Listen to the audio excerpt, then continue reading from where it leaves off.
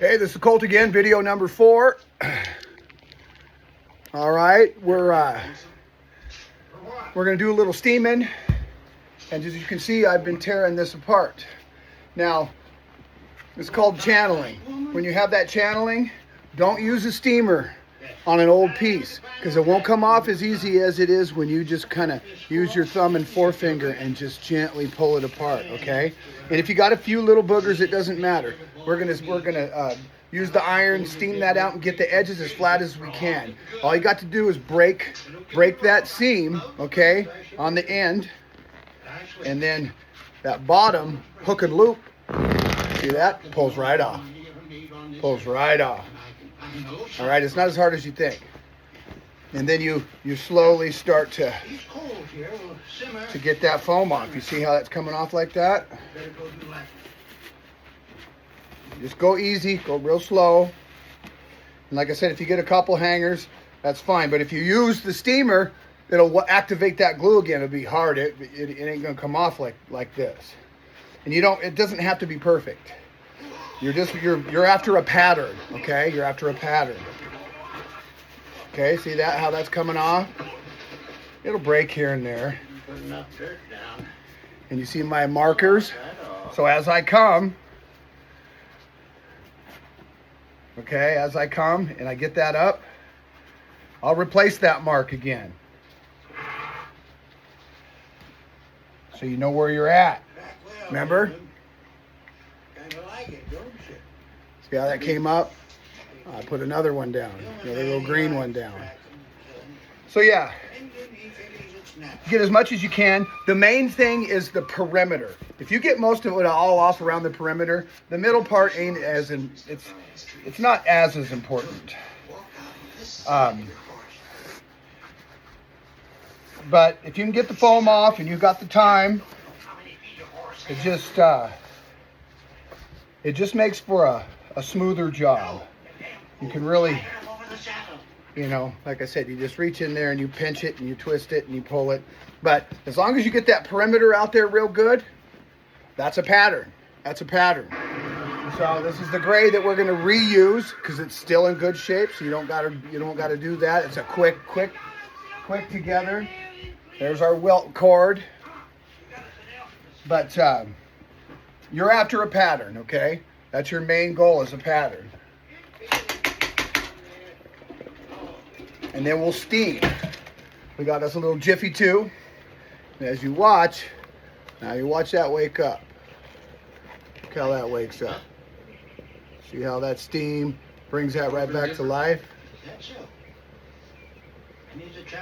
See that? See how she wants to dance back to life? That corner gets crisp again. See how it's curling up?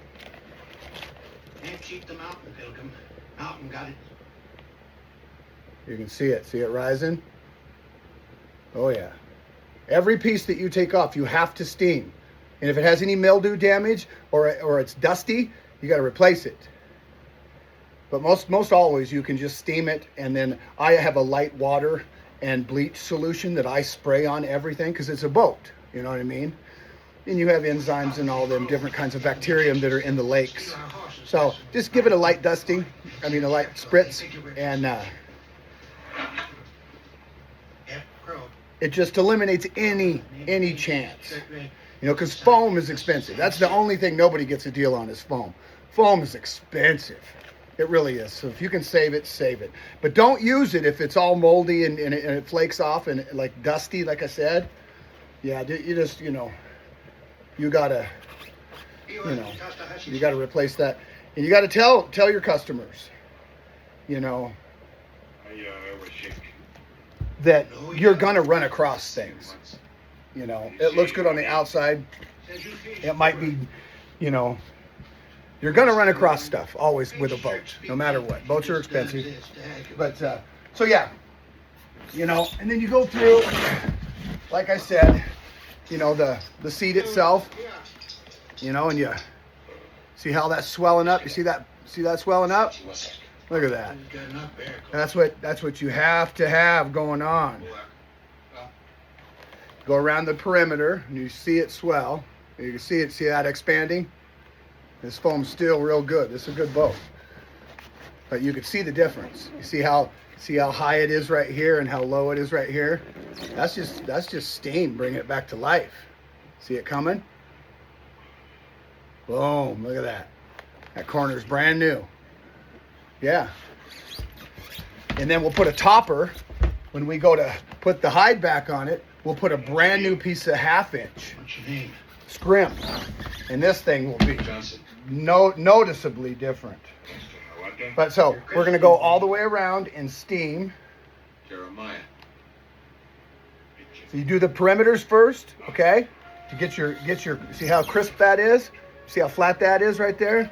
Crisp right there. And then you'll come across the top and you give it a nice push and a nice skim across the top. As temperatures drop, your heating bill will inevitably rise. Yeah, you'll bring her back together. Now another little thing. So when you're doing these channelings and you're redoing these seats like this, all this has to match up. So it would behoove one to, either chalk or, with a yellow marker maybe, and these lines, so they're always prevalent in your mind. So you're never lackadaisical to where you might overlook the fact that these lines have to be where they are, no matter what. So as you upholster, you can tug and pull and adjust and make sure that they are how they were. Okay, so we got some steaming, and I took all the foam off of the gussets, and like I said, remember, I said you're going to run across witness marks. You see that little nick? That's a witness mark. Okay? See that little nick? That's a witness mark. So when they sewed this together, like I said, witness marks are your friends. So, prep is everything with upholstery. So you got an idea of how to steam things, and then, like these big long gussets, you know how wide it is. It doesn't matter. Just get the main width. Give yourself an extra, 1/8 of an inch, and just cut it. Just cut it straight. Get the overall length, stretch it out like a big long gusset like this, and make sure you can just iron out the ends, whatever, just to get exactly how long it is. And that so what? This is probably three and 3¼ inches wide by, I don't know, 1.5 yards or something. Yeah, and just cut it right off the end of your roll, and that's a little trick. So you don't have to iron this whole thing out and trace this whole thing out. Don't do that. Just how wide is it? How long is it? Bam, make another one. Don't worry about that. That's a bunch of baloney. But these have to be what they are. Okay. So I'm gonna take this off of this, and like I said, you come to the end and you loosen that thread. Come to the back, pull it off, and just muscle off as much of this foam as you can get to get a good flat pattern. Okay?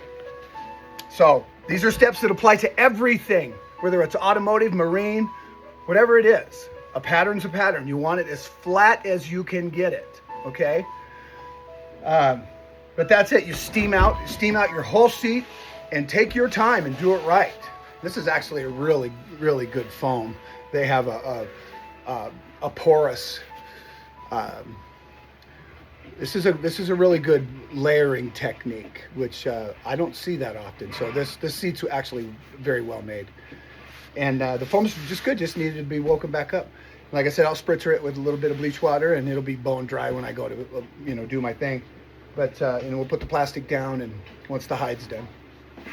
So yeah, little baby steps, little video, so I don't chase you folks off. And that's it. So we got 5 parts, and remember the gusset. Gussets are the same. How wide is it? How long is it? Make another one. Doesn't matter. You don't got to iron this out. That'll drive you. Don't do it. And we got a little freebie. We're going to reuse this. This looks real good. So I'm Colt from Spit and Tax Upholstery. I'll be back with another video once this is torn apart, and we're going to do some tracing. I'm going to show you a pattern layout again, and I thank you for your time. All right then.